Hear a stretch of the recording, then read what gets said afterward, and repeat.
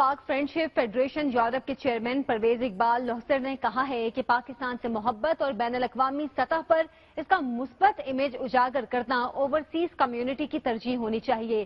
Spain के बड़े सनती शहर वेलेंसिया में पाकिस्तानी कम्युनिटी की जानिब से परवेज इकबाल लोहसर के एजाज में इशाई का एहतमाम किया गया। इशाई से खिताब करते हुए उन्होंने कहा कि पाकिस्तान को इस वक्त सबसे ज्यादा कौमी वहदत की जरूरत है। दियारे गैर में रहने वाले पाकिस्तानियों को मुल्क की बेहतरीन पहचान के लिए काम करना चाहिए। पाकिस्तान सरहदों के अलावा नजरियाती तौर पर भी नाकाबिले तस्खीर है। इशाये में EU पाक फ्रेंडशिप फेडरेशन स्पेन के वेलेंसिया यूनिट का भी ऐलान किया गया।